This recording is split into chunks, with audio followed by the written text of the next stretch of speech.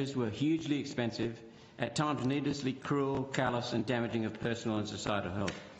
Now, the ABS is the only agency that had the opportunity to provide near real-time data on those measures, yet chose instead to use long lag times and problematic baselines to rob decision makers of the data governments needed to make informed and timely decisions. Why is that?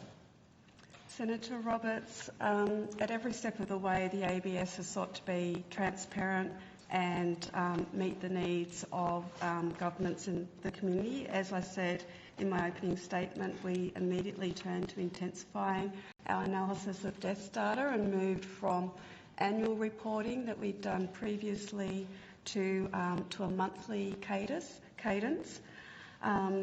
We've always been motivated by the desire to produce the most accurate estimates possible, and we've published the data every month, allowing others to do their own analysis, including building their own models of excess mortality. Indeed, the Actuaries Institute is amongst a number of others who produce their own estimates of excess mortality. Thank you. Before moving to mortality, I'll briefly raise birth rates because there's no reason why birth data can't be done in near real time. There's no excuse for the ABS's delays on birth data. There are no autopsies to hold up birth data, as there are in deaths. There's a reduction in births happening that's significant and it's probably related to the increase in deaths, so it's relevant to this inquiry.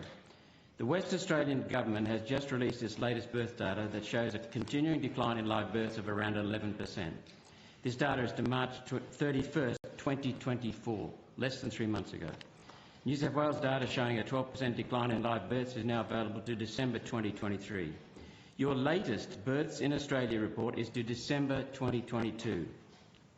Victoria released their latest death data in April for the period to the end of March 2024. They turn out that report in about 3 weeks from period end. Your provisional mortality data is now 4 months behind and your cause of death data is 18 months behind. Why can't the ABS perform at the same level as the states when you simply repackage state data? Senator, I'll hand to Ms Vardell.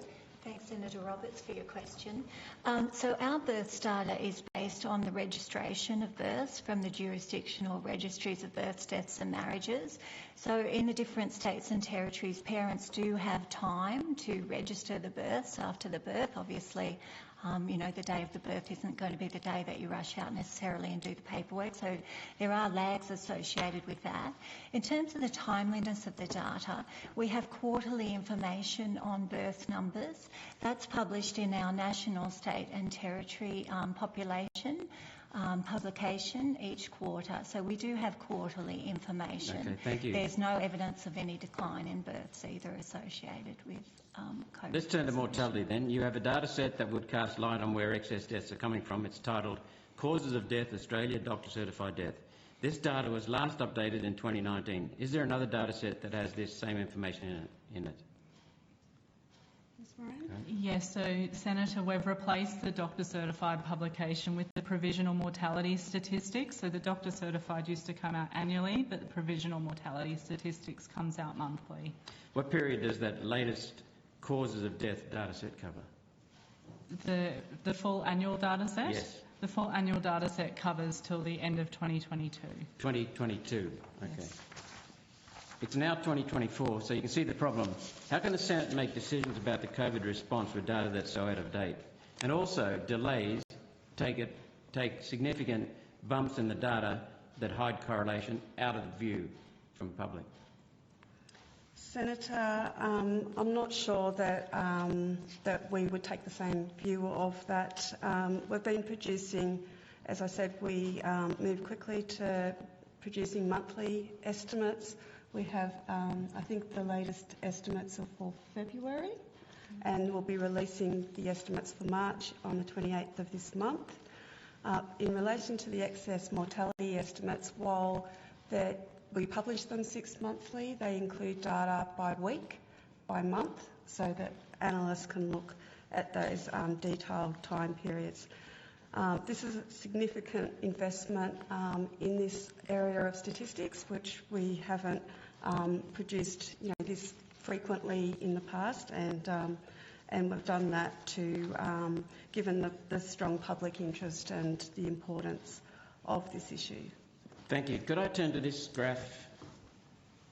I can't remember which graph that number is, but I can table it if you like. It's in your submission. Are you able to just refer everyone to the page number, Senator Roberts, in the submission? I can't remember the page number in the submission. I've just got the graph separate, Chair. Yeah, there they are. It's graph 1 of your submission, sorry. Yep. Got it? Yes. It uses a different way of showing the comparison between expected and actual deaths. In particular, you've changed the baseline and removed the range of deaths, replacing that with a simple 95% confidence interval, which is the blue area in the graph. In effect, this graph is saying excess deaths minus COVID deaths are almost entirely within the 95% confidence interval. So there's nothing to see here, move on. The validity of your analysis, though, comes down to one thing, the validity of the baseline calculation. Have you brought along a clear and transparent explanation of that calculation for the committee, please, in writing? I'd like to see it step through. Can we get that on notice if you haven't got it? Yeah, we can This will take be that your on last notice. question, Senator Roberts. Could you provide, on notice, thank you for that, Ms Moran, could you provide a detailed step-by-step explanation of the change of baseline and the calculation, along with reasons and justification, please? Sure. Thank you.